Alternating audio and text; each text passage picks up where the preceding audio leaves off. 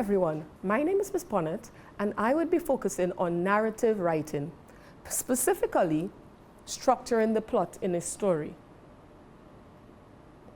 Today's objectives are identify the elements of plot structure, summarize the events of a story, and organize plot structure. Today I'm going to tell you a story. Listen carefully. "Mummy, I have a grand story to tell you," exclaimed Benisa. "Oh, really?" Mummy answered. "Yes, Mummy. At lunchtime, Tamia and I went to the field to play. Mummy, the sun was out in all its glory, and the clouds were waving at me as they sailed across the deep blue sky. The field was alive with cheer and merriment. We all were having fun. Mummy, while playing a game of catch and rescue, a tall, muscular boy approached us. He asked if he could join us, but Nathan said no. The boy fumed with anger. His nose flared and his eyebrows furrowed. He then lifted Nathan and threw him to the ground." "And what happened next?" Mummy asked gently. "Well, we assisted Nathan to get up," Benisa answered. "Well, Mummy, wasn't that an exciting story?" "Is that the end?" Mummy asked. "Well, you didn't tell me what happened to Nathan. How did he feel? Did he confront the bully?" "Well, Mum, I didn't think that information was important," Benisa replied. Mummy shook her head and sighed. Why do you think Mummy sighed? Maybe she thought something was missing. If you guessed that, then you were right. What is plot structure? The way a writer sequences the events of a story. The pattern of events in a story is also called the plot structure. Now, this is a basic plot structure. As you can see, it looks like a mountain with a very high peak. The first element is called exposition. The exposition is the beginning of the story. This is where the introduction of the characters and setting is introduced. Next, we have the rise in action. Rise in action. The character goes through some problems and faces conflicts. Conflict can be between man versus man, man versus self, and man versus nature. Man versus man. When you have man versus man, it means simply there's conflict between one person and another. Man versus self. This means there's internal conflict with yourself. And man versus nature. That can be explained, like for example, man versus a storm or hurricane, right? The rise in action then leads to the climax. The climax is the most exciting part of the story where something changes dramatically. This is the turning point of the story. Climax then leads to the fall in action. Falling action is the events that leads to the end of the story. And finally, you have the resolution, where you have the end of the story. Let's read a story and identify its plot structure. The day my doll came alive. The black sky was mysterious that night. The stars were hidden as the darkness crept over the earth. The wind whistled its cold sound. It was the only sound that could be heard. I lay miserably in my bed. I tossed and turned in the blanket as I could not sleep. I looked over at my side table and there sat my rag doll. She was old, dusty, and useless. Her head fell forward and then she fell off the table and hit the ground with a loud thud. This did not bother me at all. Soon I felt sleepy and my eyes closed. When I woke up, I was in a forest. It was pitch black and I could hardly see my feet. Then I heard footsteps behind me, big ones. I ran to the nearest tree, hid and peered from behind.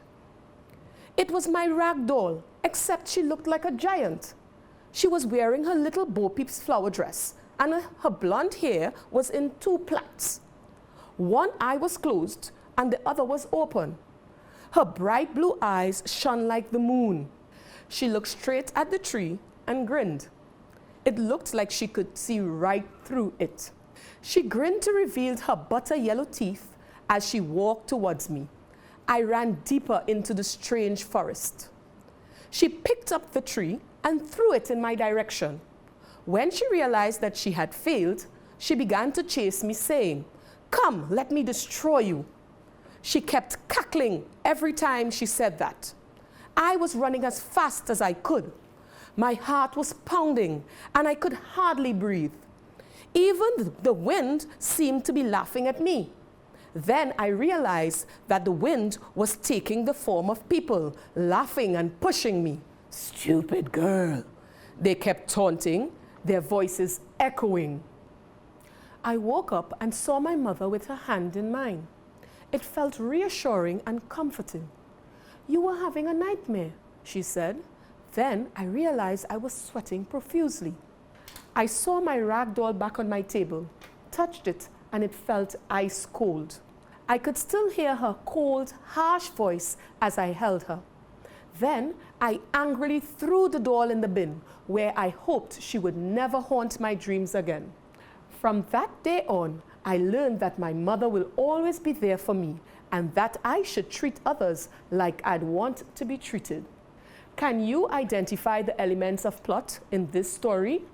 So we're going to look at the plot and exposition again. Here we are looking at the beginning of the story, which introduces the character and setting. Let's look. In the introduction, the writer identifies the place where the story began. She identifies the time, and she also identifies the mood. Let's look at it carefully. Notice she spoke about the skies being black, and she spoke about night, it being a mysterious night. She also identified the wind that whistled in its cold sound. So we can figure out what type of weather it is. We can also identify her mood, how she felt. She said she was miserable. Here she introduces the main characters, and she gave a perfect description of the doll. Now we are going to look at the rise in action. To create rise in action in a story, we must include events that build tension between the characters. We must also include a series of problems or challenges the main character has to deal with. We also can look at foreshadowing to give the reader hints of what the climax or the resolution might be. And lastly, we must build suspense. So now we're going to examine the rise in action in this story. You would notice that I've highlighted some key areas in this paragraph. Here we saw where it was pitch black. It gives the impression that she was very scared, and also when she heard the footsteps behind her, it created a mood. She looked straight at the tree and grinned. It was like she could see right through it. Now this tells us that the writer is trying to build a tension between the characters. Let's look at the statement carefully. When she realized that she had failed, she began to chase me, saying, "Come, let me destroy you." Now this is an important statement. It actually tells us that the writer is trying to create failure. When I say that, I mean the writer is trying to create a roadblock or prevent the story from going further very quickly. So she creates a roadblock in order to build suspense and also in order to draw the reader into the story. It says she kept cackling every time she said that. It's almost like she's trying to provoke the character. My heart was pounding and I could hardly breathe. Even the wind seemed to be laughing at me. Here you are seeing the intense emotions that is being brought out in the story. Now we are on to the climax. This is the turning point of the story. How can a writer create climax in a story? Firstly, surprise your reader. Then, allow characters' emotions to heighten. Intensify the problem. Create an intense reaction. Make the characters confront each other. I must also insist that you pay attention to this element, because most children forget to put in this element in their story. And of course, it makes you lose a mark. Let's look at her paragraph. Her laugh was like the Joker's as she chased me. Stream of tears ran down my cheeks. She was about to throw a boulder on me. These 3 sentences shows how the problem was intensified. The doll was trying to provoke the narrator. A stream of tears ran down my cheeks. Here you see intense emotions. She was about to throw a boulder on me. And now we have heightened physical reaction. All 3 make up the climax. So we are going to explore the basic plot structure again. Firstly, your story must have an exposition. That is where the story is introduced. You must have characters and you must have a setting for your story.